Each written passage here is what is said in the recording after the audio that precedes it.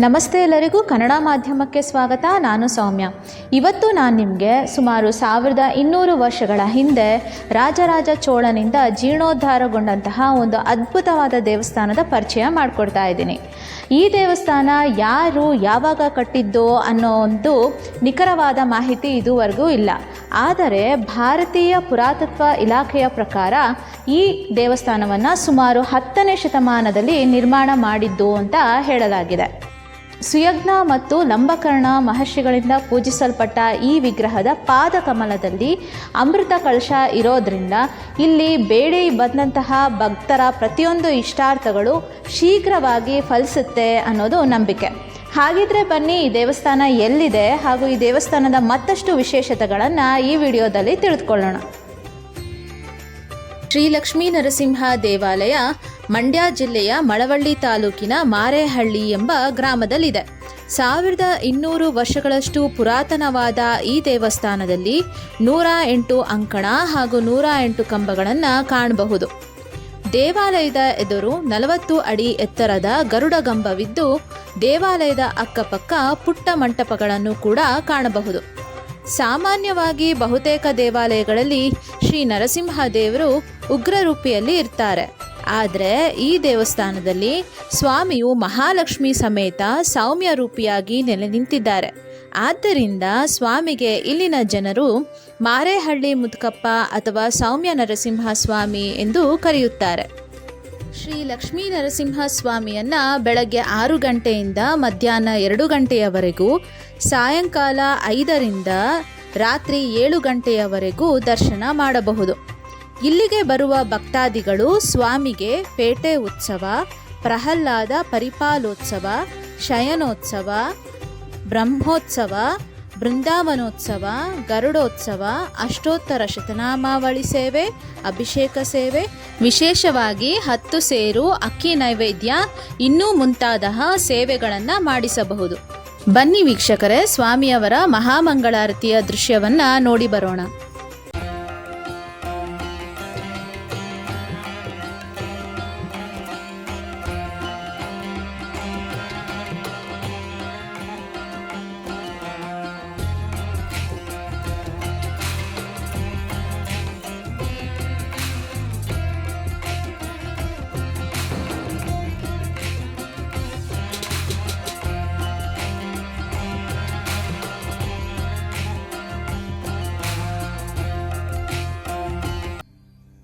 ಇನ್ನು ಈ ದೇಗುಲದಲ್ಲಿ ಲಕ್ಷ್ಮೀ ನರಸಿಂಹ ಸ್ವಾಮಿ ಬಂದು ನೆಲೆಸಿರುವ ಹಿಂದೆ ಒಂದು ಪುರಾಣದ ಕತೆ ಕೂಡ ಇದೆ.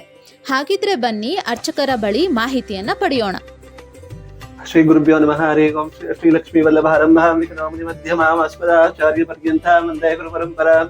ಶ್ರೌತಸ್ಮಾತ್ತಾದಿಕಂ ಕರ್ಮಾನಿಕಲಂ ವೀರಶೋಧಿತಂ ತಸ್ಮೈ ಸಮಸ್ತ ವೇದಾರ್ಥ ವಿರವಿಕನಸೇ ನಮಃ. ಇದು 960 AD ಅಂತಂದ್ರೆ 1200 ವರ್ಷದ ಹಿಂದೆ ರಾಜರಾಜ ಚೋಳ ಜೀರ್ಣೋದ್ಧಾರ ಮಾಡಿದ ಶಾಸನ ನಮಗೆ ಸಿಕ್ಕಿದೆ. ಈ ಶಾಸನ ತಮಿಳುನಾಡಿನ ತಾಂಜಾವೂರು ಟೆಂಪಲ್ ಅಲ್ಲಿ ಒಂದು ಕಲ್ಲಿನ ಮೇಲೆ ಬರ್ತಿರೋ ಶಾಸನ ನಮಗೆ ASL ಡಿಪಾರ್ಟ್ಮೆಂಟ್ ಇಂದ, ಆರ್ಕಿಯಾಲಜಿಕಲ್ ಡಿಪಾರ್ಟ್ಮೆಂಟ್ ಇಂದ ದೊರಕಿದೆ. ಇದು ರಾಜ ಚೋಳ ನಾರ್ತ್ ಇಂಡಿಯಾದಿಂದ ಬರ್ತಾನೆ. ಇಲ್ಲಿ ಗಂಗರ ಆಳ್ವಿಕೆ ನಡೀತಾ ಇರುತ್ತೆ. ಅವನು ತಲೆಗಾಡಕ್ಕೆ ಬಂದಿರ್ತಾನೆ. ಅವಾಗ ಏನ್ ಮಾಡ್ತಾರೆ, ಗಂಗರು ರಾಜರಾಜ ಚೋಳನ್ನ ಅಟ್ಯಾಕ್ ಮಾಡ್ಬಿಡ್ತಾರೆ. ಅವಾಗ ಅವನಿಗೆ ತುಂಬಾ ರಕ್ತ ವಾಂತಿ ಆಗ್ತಿರುತ್ತೆ, ತುಂಬಾ ಏಟ್ ಆಗಿರುತ್ತೆ. ಅವನೊಂದು ಕುದುರೆ ಮೇಲೆ ಕೂತ್ಕೊಂಡು ಹಾಗೆ ಬರ್ತಾ ಇರ್ತಾನೆ. ಅಂದ್ರೆ ಇಲ್ಲೆಲ್ಲ ಕಾಡಿರುತ್ತೆ. ಹಾಗೆ ಒಂದ್ ಇದು ಕುದುರೆ ಮೇಲೆ ಕೂತ್ಕೊಂಡು ಬರ್ತಿರ್ಬೇಕಾದ್ರೆ ಇಲ್ಲಿ ಕಾವಲೆ ಕಾಣುತ್ತೆ, ಮುಂದೆ ನೀರು ಹರಿತಾ ಇದೆ. ಆ ಕಾವಲೆ ಹತ್ರ ಕೂತ್ಕೊಂಡು ನೀರು ಕುಡಿತಾ ಇರ್ತಾನೆ. ಹಾಗೆ ತಿರುಗಿ ನೋಡಿದಾಗ ನರಸಿಂಹದೇವ್ರನ್ನ ನೋಡಿದ್ರೆ ಗರ್ಭಗುಡಿ ಇಲ್ಲಿ ತನಕ ಇರುತ್ತೆ. ದೇವರ ಯಾರು ಪ್ರತಿಷ್ಠಾಪನೆ ಮಾಡೋದಕ್ಕೆ ಶಾಸನ ಇಲ್ಲ. ದೇವಸ್ಥಾನ ಅಲ್ಲಿ ಇಲ್ಲಿ ತನಕ ಇರುತ್ತೆ, ಆಲ್ರೆಡಿ ಕಟ್ಟಿಸಿರ್ತಾರೆ. ಅವನು ನೋಡಿ ನರಸಿಂಹದೇವ್ರನ್ನ ನೋಡಿ ಶಬ್ದ ಮಾಡ್ಕೋತಾನೆ, ನಾನು ನರಸಿಂಹದೇವ್ರಿಗೆ ನಾನು ಜೀರ್ಣೋದ್ಧಾರ ಮಾಡಿ ಪ್ರಾಕಾರ ಕಟ್ಟಿಸ್ಕೊಡ್ತೀನಿ ನರಸಿಂಹದೇವ್ರಿಗೆ ಅಂದ್ಬಿಟ್ಟು ಅವನು ಶುರು ಮಾಡಿ ಎಷ್ಟು ವರ್ಷ, ಎಷ್ಟು ದಿವಸ, ಎಷ್ಟು ಕಾಲದಲ್ಲಿ ಕಟ್ಟಿಸಿದಾರೇನು ಗೊತ್ತಿಲ್ಲ, ಎಷ್ಟು ವರ್ಷ ತಗೊಂಡಿದ್ದೇನೆ ಗೊತ್ತಿಲ್ಲ. ಒಟ್ಟಿನಲ್ಲಿ ಅವನು ಪೂರ್ಣ ಅವನೇ ಪ್ರಾಕಾರ ಪೂರ್ತಿ ಅವನು ಕಟ್ಟಿಸ್ತಾನೆ.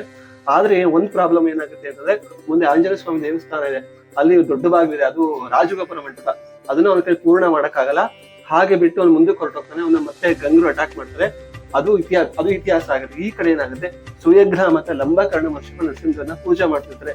ಅವಾಗ ನಮ್ಮಂತ ಸಾಮಾನ್ಯ ಮನುಷ್ಯರು ಅವರಿಗೆ ಕಲ್ಲು ಹೊಡೆಯೋದು, ಉಗುಳೋದು ಎಲ್ಲ ಮಾಡ್ತಿರ್ತಾರೆ. ಅವಾಗ ಅವರು ಶಾಪ ಕೊಡ್ತಾರೆ, ಮಹರ್ಷಿಗಳು ಶಾಪ ಕೊಡ್ತಾರೆ. ಇಲ್ಲಿ ಯಾವುದೇ ಮನೆ ಕಟ್ಲಿ ಬಿದ್ದು ಹೋಗ್ಬೇಕು, ಇಲ್ಲ ಸುಟ್ಟು ಹೋಗ್ಬೇಕು ಶಾಪ ಕೊಡ್ತಾರೆ. ಈಗಲೂ ಕೂಡ ಆ ಶಾಪ ಹಾಗೆ ಇದೆ. ಸುತ್ತ ಯಾವ ಮನೆಗಳು ಕೂಡ ಇಲ್ಲ. ಆ ಶಾಪದಂತೆ ಇನ್ನು ಯಾವ ಮನೆ ಕಟ್ಟಕ್ಕಾಗಿಲ್ಲ. ಇನ್ನೊಂದು ವಿಚಾರ ಏನು ಅಂತಂದ್ರೆ ಇಲ್ಲಿ ಇದನ್ನ ಗಜಾರಣ್ಯ ಕ್ಷೇತ್ರ ಅಂತ ಕರೀತಾರೆ. ಯಾಕೆ ಗಜಾರಣ್ಯ ಕ್ಷೇತ್ರ ಅಂತ ಕರೀತಾರೆ ಅಂದ್ರೆ ಮೊದಲು ಮುಂದಿನ ಬಾಗಿಲು ಅರ್ಚಕರೆಲ್ಲ ಒಂದು ಕಿಂಡಿ ಒಳಗಿಂದ ಬರ್ತಾ ಇದ್ರು. ನಮ್ಮ ತಾತ ಆಗ್ಲಿ ಮುತ್ತಾತ ಆಗ್ಲಿ ಕಿಂಡಿನೇ ಬರ್ತಿದ್ರು. ಈಗ ಅದೆಲ್ಲ ಇದು ಏನು ಆನೆಗಳ ಹಾವಳಿ ಕಮ್ಮಿ ಆಗಿದೆ, ಮತ್ತೆ ಇದು ಎಸ್ ಡಿಪಾರ್ಟ್ಮೆಂಟ್ ಅವರು ರಿಪ್ಲೇಸ್ ಮಾಡಿ ವುಡನ್ ಡೋರ್ ಮಾಡಿದ್ದಾರೆ. ಅದು ಆನೆಗಳ ಹಾವಳಿ ಇದ್ರದ್ದು ಪ್ರೂಫ್ ಏನು ಇತ್ತು ಅಂತಂದ್ರೆ ಪಕ್ಕದಲ್ಲಿ ಒಂದು ಆನೆ ಕೆಡ್ಡ ಇದೆ, ಅದನ್ನ ಆನೆಗಳನ್ನ ಬೀಳಿಸ್ತಾ ಇದ್ದಾರೆ. ಅದು ಇನ್ನೂ ಕೂಡ ಎಸ್ ಡಿಪಾರ್ಟ್ಮೆಂಟ್ ಅವರು ಸೇವ್ ಮಾಡ್ಕೊಂಡು ಇಟ್ಕೊಂಡಿದ್ದಾರೆ. ಇಲ್ಲಿ ವಿಶೇಷವಾಗಿ ನಾನು ಹೇಳ್ಬೇಕು ಅಂದ್ರೆ ಇಲ್ಲಿ ಪಂಚಾಮೃತ ಅಭಿಷೇಕ ಮಾಡಿದಾಗ ಮಂಚಕಾಪ್ ಸೇವೆ ಅಂತ ಮಾಡಿ, ಮಂಚಕಾಪ್ ಸೇವೆ ಅಂದ್ರೆ ಅರ್ಶಿಣದ ಅಲಂಕಾರ ಅಂತ ಮಾಡ್ತೀವಿ. ಆ ಟೈಮಲ್ಲಿ ನರಸಿಂಹದೇವರಿಗೆ ಮಂಗಳ ಸೂಚಕ ಅಂದ್ರೆ ಅರ್ಶಿಣ ಕುಂಕುಮ ಹಾಕಿರ್ತೀವಿ. ಆ ಟೈಮಲ್ಲಿ ಆಭರಣ ಆಗ್ಲಿ ಇದು ಪಂಚಸೀರೆ ಆಗ್ಲಿ ಏನು ಉಡ್ಸಿರೋದಿಲ್ಲ. ಆ ಟೈಮಲ್ಲಿ ಭಕ್ತರು ಏನೇ ಅಭಿಷ್ಟಗಳನ್ನ ಬೇಡ್ಕೊಂಡ್ರು ಅದು ನೆರವೇರುತ್ತೆ ಅನ್ನೋದು ಭಕ್ತರ ಇಷ್ಟಾರ್ಥಗಳು ನೆರವೇರುತ್ತೆ. ಆಮೇಲೆ ಇಲ್ಲಿ ಗರುಡಗಂಬದಲ್ಲಿ ಫೋಟೋ ಕೂಡ ಇದೆ, ಗೂಗಲ್ ಕೂಡ ಫೋಟೋ ಸಿಗುತ್ತೆ, ನೀವು ನೋಡ್ಕೋಬಹುದು. ಆಮೇಲೆ ಇಲ್ಲಿ ಇದು ಪ್ರತಿ ವೈಶಾಖ ಮತ್ತೆ ಜ್ಯೇಷ್ಠ ಮಾಸದಲ್ಲಿ ಬ್ರಹ್ಮರಥೋತ್ಸವ ನಡೆಯುತ್ತೆ. ಅದು ವೈಕಾಲ ಸಾಗಮ ರೀತಿಯಲ್ಲಿ ನಡೆಯುತ್ತೆ. ಅಂದ್ರೆ ನವಾನಿಕ ರಥೋತ್ಸವ 9 ದಿವಸಗಳ ಕಾಲ ವಿಜೃಂಭಣೆಯಿಂದ ಲಕ್ಷಾಂತರ ಜನ ಬಂದು ಹೋಗ್ತಾರೆ. ರಥೋತ್ಸವ ನಡೆಯುತ್ತೆ. ಅದು ಹೇಗೆ ಅಂತಂದ್ರೆ ಮೊದಲನೇ ದಿವಸ ಅಂದ್ರೆ ಸಂಕಷ್ಟಹರ ಚತುರ್ಥಿ ದಿವಸನೇ ಬ್ರಹ್ಮರಥೋತ್ಸವ ನಡೆಯುತ್ತೆ. ಪಂಚಮಿ ಷಷ್ಠಿ ದಿವಸ ತೀರ್ಥ ಸ್ನಾನ ಅಂತ ಮಾಡ್ತೀವಿ. ಆ ದಿವಸ ಶಟಾರಿನ ತಗೊಂಡು ಹೋಗಿ ಅಲ್ಲಿ ಇದು ಚಕ್ರಸ್ನಾನ ಅಂತ ತೀರ್ಥ ಸ್ನಾನ ಕೊಳ ಅಂತಿದೆ, ಅಲ್ಲಿ ದೊಡ್ಡ ಕೊಳದಲ್ಲಿ ಅದಕ್ಕೆ ಅಭಿಷೇಕ. ಒಂದು ಅಲ್ಲಿ ವಿಶೇಷತೆ ಏನು ಅಂತಂದ್ರೆ ಮೊದಲನೇ ದಿವಸ ನಾವು ಇಲ್ಲಿ ಧ್ವಜಾರೋಹಣ ಮಾಡಿ, ಅಂದ್ರೆ ಧ್ವಜಪಟ್ಟಕ್ಕೆ ಧ್ವಜಸ್ತಂಭಕ್ಕೆ ಧ್ವಜವನ್ನ ಕಟ್ಟಿರ್ತೀವಿ. ಅದು ಧ್ವಜಾರೋಹಣ ಮಾಡಿರ್ತೀವಿ. ಷಷ್ಠಿ ದಿವಸ ನಾವು ಶಟಾರಿ ತಗೊಂಡು ಹೋಗಿರ್ತೀವಲ್ಲ, ಆ ದಿವಸ ಅಭಿಷೇಕ ಮಾಡ್ತಿರ್ತೀವಿ ಟೈಮಲ್ಲೇ ಗರುಡರು ಬರ್ತಾರೆ. ಯಾಕೆ ಬರ್ತಾರೆ ಅದು ಸೈನ್ಸ್ ಏನಿಲ್ಲ, ವೈಕಾಲ ಸಾಗಮ ಶಾಸ್ತ್ರ ಏನಿದೆ ಅಂತಂದ್ರೆ ಆ ಟೈಮಲ್ಲಿ ಅವರು ಮೊದಲ ದಿವಸ ಬಂದು ನರಸಿಂಹದೇವ್ರನ್ನ ಕರ್ಕೊಂಡ್ ಬಂದಿರ್ತಾರೆ. ಬ್ರಹ್ಮರಥೋತ್ಸವಕ್ಕೆ ಗರುಡರು ನರಸಿಂಹದೇವ್ರನ್ನ ಕರ್ಕೊಂಡ್ ಬಂದಿರ್ತಾರೆ. ಆವತ್ತಿನ ದಿವಸ ಆ ಶಟಾರಿಗೆ ಅಭಿಷೇಕ ಮಾಡಿದ್ರೆ ಅದು ಗರುಡರು ಬಂದು ಬೀಳ್ಕೊಡಿಗೆ ಕೊಟ್ಟು ಹೋಗ್ತಾರೆ. ನಂದು ಬಂದಿದ್ದು ಆಯ್ತಪ್ಪ, ನಂದು ಬ್ರಹ್ಮರಥೋತ್ಸವ ಮುಗಿತು, ನಾನು ಹೊರಡ್ತೀನಪ್ಪ ಅಂತ ನರಸಿಂಹದೇವರಿಗೆ ಕೈ ಮುಗಿದು ಆ ಟೈಮ್ಗೆ ಹೊರಟದ್ದು. ಅಲ್ಲಿ ಸೈನ್ಸ್ ಏನಿಲ್ಲ, ಶಾಸ್ತ್ರ ಅಷ್ಟೇ. ಅವತ್ತಿನ ದಿವಸ ಅದೆಲ್ಲ ಮುಗಿದ ಮೇಲೆ ಆ ದೀರ್ನ ತಗೊಂಡ್ಬಂದು ನರಸಿಂಹದೇವರಿಗೆ ಪ್ರೋಕ್ಷಣೆ ಮಾಡ್ತಾರೆ. ಅಲ್ಲಿಗೆ ರಥೋತ್ಸವದ ಕಾರ್ಯಕ್ರಮ ಮುಗಿಯುತ್ತೆ. ಅವತ್ತು ಸಂಜೆ ಧ್ವಜ ಅವರೋಹಣ ಮಾಡ್ತಾರೆ. ಧ್ವಜ ರೋಹಣ ಮಾಡಿದ್ವಿ, ಧ್ವಜ ಅವರೋಹಣ ಮಾಡ್ತೀವಿ. ಧ್ವಜ ಅವರೋಹಣ ಅಂದ್ರೆ ಧ್ವಜಪಟ್ಟಣ ಕೆಳಗಿಳಿಸಿ ಅವತ್ತಿನ ರಾತ್ರಿ ಪೂರ್ಣಾಹುತಿ ಮಾಡಿ ನಮ್ಮ ಮೂಗುಬಲಿ ಅಂತ ಮಾಡ್ತೀವಿ. ಯಾಕೆಂದ್ರೆ ಅವತ್ತು ದುಷ್ಟ ದೇವತೆಗಳಿಗೆ ಸುಸಂಪನ್ನ ಮಾಡಿ ಅವರಿಗೆ ಆಹಾರ ನೀಡಿ ಅವ್ರನ್ನ ಏನೋ ತೊಂದರೆ ಮಾಡದಿದ್ದಾಗೆ ನಮಗೆ ನಡೆಸ್ಕೊಟ್ಟೆ ಕಣಪ್ಪ ಅಂತ ಅವ್ರಿಗೂ ಕೂಡ ಒಂದು ನಮಸ್ಕಾರವನ್ನ ಮಾಡಿ ಅವ್ರನ್ನು ಕೂಡ ಕಳಿಸ್ಕೊಡ್ತೀವಿ. ಆಮೇಲೆ ಕೊನೆ ದಿವಸ ವಿಶೇಷತೆ ಏನು ಅಂದ್ರೆ ಹಿಟ್ಟು ಹುಳಿ ಅಂತ ಮಾಡ್ತೀವಿ. ಅಂದ್ರೆ ಇಲ್ಲಿ ಗ್ರಾಮದ ಒಬ್ಬ ಅಜ್ಜನ ಕನಸಲ್ಲಿ ಬಂದು ನರಸಿಂಹದೇವರು ನನಗೆ ರಾಗಿ ಮುದ್ದೆ ತಿನ್ಬೇಕು ಅಂತ ಇಷ್ಟ ಆಗಿದೆ ಅಂತ ಹೇಳಿದಾಗ ಅವರು ಆ ಕಾಲದಿಂದ ಅಂದ್ರೆ 300-400 ವರ್ಷದಿಂದ ಕೂಡ ಅವರು ಇಲ್ಲಿ ನರಸಿಂಹದೇವರಿಗೆ ರಥೋತ್ಸವದ ಕೊನೆಯ ದಿವಸ ರಾಗಿ ಮುದ್ದೆನ ಮಾಡಿ ಸೊಪ್ಪನ್ ಸಾರು ಮಾಡಿ ನರಸಿಂಹದೇವರಿಗೆ ನೈವೇದ್ಯ ಮಾಡ್ತೀವಿ. ಈಗಲೂ ಕೂಡ ಆ ರಥೋತ್ಸವದ ಕೊನೆಯ ದಿವಸ ಅದನ್ನು ವಿಶೇಷವಾಗಿ ನರಸಿಂಹದೇವರಿಗೆ ಅದನ್ನ ಮಾಡ್ತೀವಿ. ಆಮೇಲೆ ನೀವು ಮುಂದೆ ಬರ್ಬೇಕಾದ್ರೆ ಒಂದು ಚಿಕ್ಕ ಕೊಳ ಕಟ್ಟಿದ್ರೆ ಗರುಡು ಕೊಳ ಅಂತ ಕರೀತಾರೆ. ಯಾಕೆ ಅಂತಂದ್ರೆ ವಿಷ್ಣು ವಾಹನ ಗರುಡರಾದ್ರಿಂದ ವಿಷ್ಣು ಗರುಡನ್ನ ಅಲ್ಲಿ ಕೆತ್ತಿದ್ದಾರೆ. ನೀರೆಲ್ಲ ಒಂದ್ ವಿಶೇಷತೆ ಏನು ಅಂದ್ರೆ ನೀರೆಲ್ಲ ಖಾಲಿ ಆದ್ಮೇಲೆ ಗರುಡ ಮಂಟಪ ಹೊತ್ಕೊಂಡಿರೋಗೆ ಮಾಡಿದ್ದಾರೆ. ಅದು ತುಂಬಾ ವಿಶೇಷವಾಗಿ ಮಾಡಿದ್ದಾರೆ. ಆಮೇಲೆ ಇದು ಗರುಡ ಒಂದು ಪೀಠ. ಯಾಕೆ ನಾವು 1000 ವರ್ಷ ಇದಕ್ಕೆ ಹೋಗ್ತೀವಿ ಅಂತಂದ್ರೆ ಗರುಡ ಪೀಠ ಅಥವಾ ಪಾಣಿ ಪೀಠ ಅದನ್ನ ಮಾಡ್ಬೇಕಾದ್ರೆ 1000 ವರ್ಷದಿಂದಲೇ ಮಾಡಿರ್ಬೇಕು. ಆಮೇಲೆ ಎಕ್ಸಾಕ್ಟ್ ನರಸಿಂಹದೇವರ ಎಕ್ಸಾಕ್ಟ್ ಮೇಲ್ಗಡೆ ಒಂದು ಕಮಲದ ಸ್ಟ್ರಕ್ಚರ್ ಇದೆ. ನರಸಿಂಹದೇವರ ಮೇಲೆ ಒಂದು ಸ್ಟ್ರಕ್ಚರ್, ಅದನ್ನ ಆರ್ಕಿಯಾಲಜಿಕಲ್ ಡಿಪಾರ್ಟ್ಮೆಂಟ್ ಕನ್ಸಿಡರ್ ಮಾಡಿ ಇದು ಗರ್ಭಗುಡಿಗೆ 2000 ವರ್ಷದ ಇತಿಹಾಸ ಇದೆ. ಈ ಕಂಬಕ್ಕೆ 2000 ವರ್ಷದ ಇತಿಹಾಸ ಇದೆ. ಈ ಕಂಬದಿಂದ 1200 ವರ್ಷದ ಇತಿಹಾಸ, ಚೋಳರ ಕಾಲದ್ದು. ಯಾಕೆ ಅಂತಂದ್ರೆ ನಾವು ಹೇಳ್ಬೇಕಾದ್ರೆ ದೇವಾಲಯ ಪೂರ್ತಿ ಹೇಳ್ಬೇಕು, ಪರಿವಾರ ದೇವತೆಗಳು ಸೇರಿಸಿ ಹೇಳ್ಬೇಕು. ನೀಳ ಭೂ ಸಮೇತ ಲಕ್ಷ್ಮೀ ನಾರಸಿಂಹ ಅಂತ ಹೇಳ್ಬೇಕು. ಬರೀ ಗರ್ಭಗುಡಿ ಹೇಳೋಗಿಲ್ಲ, ಬರೀ ಗರ್ಭಸ್ಥ ದೇವ್ರನ್ನ ಮಾತ್ರ ಹೇಳೋಗಿಲ್ಲ. ಪೂರ್ತಿ ದೇವ್ರನ್ನ ಹೇಳ್ಬೇಕಾದ್ರೆ ರಾಜರಾಜ ಚೋಳಂದ್ರೆ ನಾವು ಹೇಳ್ಬೇಕು. ಒಂದು ಶಿಲೆ ಎಕ್ಸ್ಪ್ಲೇನ್ ಮಾಡ್ಬೇಕಾದ್ರೆ ಅದು ಕಮಲ ಹಸ್ತ ಇದೆ ಅಮ್ಮನವ್ರದ್ದು. ಇದು ಸಾಲಿಗ್ರಾಮ ಶಿಲೆ, ಏಕಶಿಲಾ ವಿಗ್ರಹ. ಅದು ಲಕ್ಷ್ಮೀ ಬೇರೆ ನರಸಿಂಹದೇವರಿಗೆ ಬೇರೆ ಕಲರ್ ಕೆತ್ತಿಲ್ಲ, ಅದು ಏಕಶಿಲಾ ವಿಗ್ರಹ. ಲಕ್ಷ್ಮಿ ಇದು ಕಮಲ ಹಸ್ತ ಇದೆ, ಕಮಲ ಪಾದ ಇದೆ, ಅಂದ್ರೆ ಕಮಲದ ಮೇಲೆ ಅಮ್ಮನವರ ಕಾಲ ಇದೆ. ಆಮೇಲೆ ಪಕ್ಕದಲ್ಲಿ ಅಮೃತ ಕಲಶ ಇದೆ. ಯಾಕೆ ಅಮೃತ ಕಲಶ ಇದೆ ಅಂದ್ರೆ ವಿಷ್ಣು ದೇವಾಲಯ ಆದ್ರಿಂದ ದಂಪತಿ ಇರೋದ್ರಿಂದ ಅಮೃತ ಕಲಶ ಇರುತ್ತೆ. ಆಮೇಲೆ ಇದು ಬೆಳ್ಳಿ ಪ್ರಭಾವಳಿ ಇದೆಯಲ್ಲ, ಅಲ್ಲಿ ದಶಾವತಾರ ಕೆತ್ತಿದ್ದಾರೆ. ಅಲ್ಲಿ ಮತ್ಸ್ಯ ಕೂರ್ಮ ವರಾಹ ನರಸಿಂಹ ಬುದ್ಧ ವಾಮನ ಕಲ್ಕಿ ರಾಮ ಪರಶುರಾಮ ಪೂರ್ತಿ ಇದೆ. ಬೆಳ್ಳಿ ಪ್ರಭಾವಳಿ ತೆಗೆದಾಗ ಎಣ್ಣೆ ಮಜ್ಜನ ಮಾಡಿದಾಗ ಅದು ಪೂರ್ತಿ ತುಂಬಾ ಚೆನ್ನಾಗಿ ಕಾಣುತ್ತೆ. ಆಮೇಲೆ ಅಭಯ ಹಸ್ತ ಇದೆ, ನರಸಿಂಹರ ಅಭಯ ಹಸ್ತ ಇದೆ. ಅಭಯ ಹಸ್ತ ಹೇಗೆ ಅಂತಂದ್ರೆ ಶಂಕರ ಹೇಗೆ ನಾವು ಕಿವಿಗೆ ಇಟ್ಕೊಂಡು ಓಂಕಾರ ಕೇಳಿಸುತ್ತೋ ಹಾಗೆ ಕೂಡ ಕೇಳಿಸುತ್ತೆ.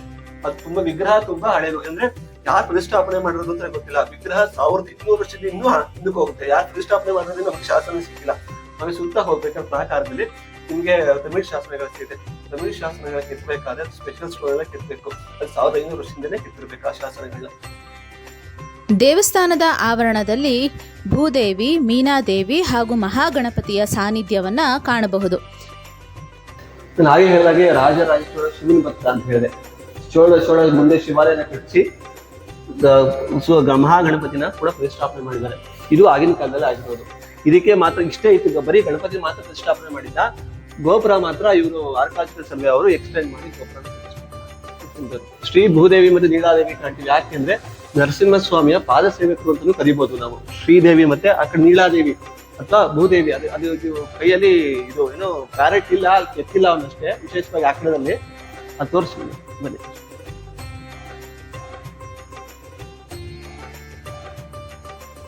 ಇಲ್ಲಿ ನೀಲಾದೇವಿಗೆ ಅವನು ಗಿಣಿನ ಕೆತ್ತಬೇಕಾಗಿತ್ತು, ಆದ್ರೆ ಅಭಯಹಸ್ತನೇ ಕೆತ್ತಿದ್ದಾನೆ.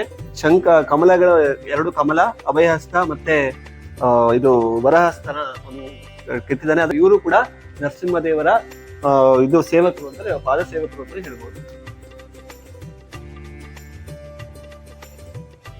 ಎಲ್ಲಾ ವಿಷ್ಣು ದೇವಾಲಯದಲ್ಲಿ ಇದು ಜಯ ವಿಜಯ ಅಂದ್ರೆ ದ್ವಾಪರ ಯುಗ ತ್ರೇತಾಯುಗದಲ್ಲಿ ಇವರು ರಾಕ್ಷಸರಾಗಿರ್ತಾರೆ. ಅಂದ್ರೆ ಹಿರಣ್ಯಾಕ್ಷ ಹಿರಣ್ಯಕಶಿಪು ಆಗಿರ್ತಾರೆ.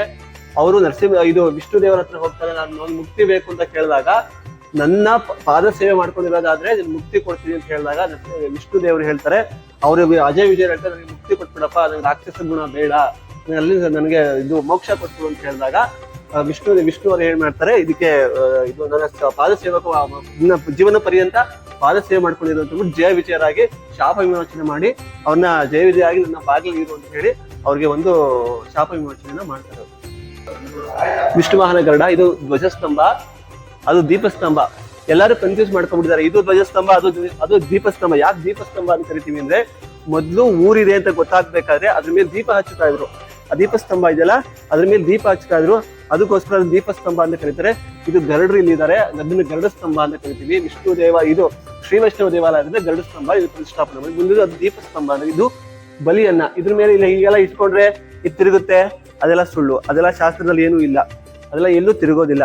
ಇಲ್ಲಿ ಯಾಕೆ ಬಲಿಪೀಠ ಯಾಕೆ ಮಾಡಿದಾನೆ ಅಂತಂದ್ರೆ, ರಥೋತ್ಸವ ಕಾರ್ಯಕ್ರಮ ಮಾಡಿದಾಗ ಇದ್ರ ಮೇಲೆ ಬಲಿಯನ್ನ ಹಾಕಿ, ಇದು ದುಷ್ಟ ದೇವತೆಗಳಿಗೆ ಬಲಿಯನ್ನ ಹಾಕೋಕ್ಕೋಸ್ಕರ ಬಲಿಪೀಠ ಮಾಡಿರೋದು. ಇಲ್ಲಿ ಹಿಂಗ್ ಇಟ್ಕೊಂಡ್ರೆ ತಿರುಗುತ್ತೆ, ಅದೆಲ್ಲ ಶಾಸ್ತ್ರದೆಲ್ಲ ಏನೂ ಇಲ್ಲ, ಜಸ್ಟ್ ಬಲಿಯನ್ನ ಹಾಕೋಕ್ಕೋಸ್ಕರ ಬಲಿಪೀಠನ ಮಾಡಿದ್ದಾರೆ. ಇನ್ನು ಈ ಒಂದು ದೇವಸ್ಥಾನಕ್ಕೆ ಭೇಟಿ ನೀಡಿ ಒಳಿತನ್ನು ಕಂಡಂತಹ ಹಲವಾರು ಭಕ್ತಾದಿಗಳನ್ನ ನಾವು ಕಾಣಬಹುದು. ಹಾಗೆ ಒಂದಷ್ಟು ಭಕ್ತರು ತಮ್ಮ ಅಭಿಪ್ರಾಯವನ್ನ ತಿಳಿಸಿದ್ದಾರೆ, ಬನ್ನಿ ಕೇಳೋಣ. ನಾವು ಪ್ರಭುಸ್ವಾಮಿ ಅಂತ ಮಳವಳ್ಳಿ ಅವರೇ. ದೇವಸ್ಥಾನದ ಬಗ್ಗೆ, ಇದು ಪುರಾತನ ಕಾಲದ ದೇವಸ್ಥಾನ, ಸುಮಾರು 1,500 ವರ್ಷ ಆಗಿದೆ ದೇವಸ್ಥಾನ. ಇದು ಸುಮಾರು 1,500 ವರ್ಷ ಆಗಿದೆ. ಚೆನ್ನಾಗಿ ನಡೀತಿದೆ ಇಲ್ಲಿ ಕಡೆ ಎಲ್ಲ. ಆಮೇಲೆ ದೇವರು ಸುಮಾರು ಭಕ್ತಿಯಾಗಿದೆ, ಭಕ್ತಾದಿಗಳು ಜಾಸ್ತಿ ಬರ್ತಾ ಇರ್ತಾರೆ. ನನ್ನ ಹೆಸರು ನಾಗರಾಜ್ ಅಂತ, ಆರ್ಟಿಸ್ಟು, ಸಿದ್ಧಾರ್ಥ ನಗರ ಮಳವಳ್ಳಿ. ಇಲ್ಲಿ ಲಕ್ಷ್ಮೀನರಸಿಂಹ ಮನೆ ದೇವರು ಇದು. ನಾವು ಸುಮಾರು ವರ್ಷಗಳಿಂದ 6 ವರ್ಷದಿಂದ ಇಲ್ಲೇ ಬರ್ತಾಯಿದ್ದೀವಿ. ಸುಮಾರು ವರ್ಷದಿಂದ ಇದರಿಂದ ವಿಜೃಂಭಣೆ ನಡೀತದೆ ಚೆನ್ನಾಗಿ, ಭಕ್ತಾದಿಗಳು ಪ್ರೀತ ಬರ್ತಾ ಇದ್ದಾರೆ. ನನ್ನ ಹೆಸರು ವರುಣ್ ಅಂತ, ನಮ್ಮ ಪ್ರಾಪರ್ ಮೈಸೂರಿನವರು. ಸೊ ನಾವು ಇದು ನಮ್ಮ ಮನೆ ದೇವರಿದು ನರಸಿಂಹಸ್ವಾಮಿ. ಸೊ ಸುಮಾರು ನನಗೆ 40 ವರ್ಷ, ಈಗ 40 ವರ್ಷದಿಂದ ಪ್ರತಿ ವರ್ಷ ನಮ್ಮ ಅಪ್ಪ ಅಮ್ಮ ಕರ್ಕೊಂಡು ಬರ್ತಾ ಇರ್ತಾರೆ. ಈಗ ಇಟ್ಸ್ ಬಿನ್ 10 years ನಾನು ನನ್ನ ಫ್ಯಾಮಿಲಿ ಬರ್ತಾ ಇರ್ತೀವಿ. ಸೊ ಇಲ್ಲಿ ಒಂಥರ ಪ್ರಶಾಂತವಾಗಿದೆ. ಸೊ ಏನೇ ಸ್ವಲ್ಪ ಪ್ರಾಬ್ಲಮ್ ಇದ್ರೂ ಬಂದಲ್ಲಿ ಕೇಳ್ಕೊಂಡಾಗೆಲ್ಲ ಒಳ್ಳೇದಾಗಿದೆ. ಸೊ ಸ್ವಲ್ಪ ಮನಸ್ಸಿಗೆ ನೆಮ್ಮದಿ ಕೊಡುತ್ತೆ, ಅದಕ್ಕೋಸ್ಕರ ಬರ್ತೀವಿ. Thank you. ಹಿಂದೆ ಈ ಕ್ಷೇತ್ರವನ್ನ ಗಜಾರಣ್ಯ ಕ್ಷೇತ್ರ ಎಂದು ಕರೀತಾ ಇದ್ರು. ಅದಕ್ಕೆ ಸಾಕ್ಷಿ ಎಂಬಂತೆ ಇಲ್ಲಿ ಆನೆಕೆಡ್ಡವನ್ನು ಸಹ ಇಂದಿಗೂ ನೋಡಬಹುದು. ಇದರ ಬಗ್ಗೆ ಹೆಚ್ಚಿನ ಮಾಹಿತಿಯನ್ನ ಇಲ್ಲಿನ ಪಾರುಪತ್ಯದಾರರಿಂದ ಕೇಳಿ ತಿಳಿಯೋಣ. ಸರ್ ನೋಡಿ, ಇದು ಆನೆಕೆಡ್ಡ. ಇದು ಇಲ್ಲಿ ಆನೆಗಳನ್ನ ಪೊಳಗಿಸಿ ದೇವಸ್ಥಾನ ಕಟ್ಟೋದಕ್ಕೆ ಅವರು ಸಹಾಯ ಮಾಡ್ತಿದ್ದಾರೆ. ಕಲ್ಲುಗಳನ್ನೆಲ್ಲ ಸಾಗಿಸಿ ಇದನ್ನ, ನಮ್ದು ದೇವಸ್ಥಾನ ಪ್ರಾಕಾರ ದೊಡ್ಡದು ನೋಡಿದಿರಲ್ಲ ನೀವು, 108 ಕಂಬದ ಸಾಲಿದೆ ಇದು ದೇವಸ್ಥಾನ. ತುಂಬಾ ಹೆಚ್ಚು ಕಮ್ಮಿ 1200-1300 ವರ್ಷದ ಹಳೆ ದೇವಸ್ಥಾನ. ದೇವಾಲಯವು ಸುಮಾರು 12 ಎಕರೆಗಳಷ್ಟು ವಿಶಾಲವಾದ ಪ್ರದೇಶದಲ್ಲಿದ್ದು ಶ್ರೀ ವೈಷ್ಣವ ಸಂಪ್ರದಾಯಕ್ಕೆ ಸೇರಿದೆ. ಇಲ್ಲಿನ ಮತ್ತೊಂದು ವಿಶೇಷತೆ ಏನಂದರೆ, ಪ್ರತಿ ವರ್ಷ ಮೇ ಅಥವಾ ಜೂನ್ ತಿಂಗಳಲ್ಲಿ ಸ್ವಾಮಿಯ ಜಾತ್ರೆಯನ್ನು ಸುಮಾರು 15 ದಿನಗಳ ಕಾಲ ನಡೆಸಲಾಗುತ್ತೆ. ಇಲ್ಲಿಗೆ ದೇಶ ವಿದೇಶದಿಂದಲೂ ಸಹ ಭಕ್ತರು ಬಂದು ಸ್ವಾಮಿಯ ದರ್ಶನವನ್ನು ಪಡೀತಾರೆ. ಅತಿ ಪುರಾತನವಾದಂತಹ ಈ ದೇವಸ್ಥಾನಕ್ಕೆ ನೀವು ಸಹ ಒಮ್ಮೆ ಭೇಟಿ ನೀಡಿ ಅಂತ ಹೇಳ್ತಾ, ಈ ವಿಡಿಯೋದಲ್ಲಿ ನಾನು ಕೊಟ್ಟಂತಹ ಮಾಹಿತಿ ನಿಮಗೆ ಇಷ್ಟ ಆಗಿದ್ದರೆ ವಿಡಿಯೋನ ಲೈಕ್ ಮಾಡಿ, ಶೇರ್ ಮಾಡಿ, ಹಾಗೆ ನಮ್ಮ ಚಾನಲ್ನ ಸಬ್ಸ್ಕ್ರೈಬ್ ಆಗೋದನ್ನು ಮರಿಬೇಡಿ. ಧನ್ಯವಾದಗಳು.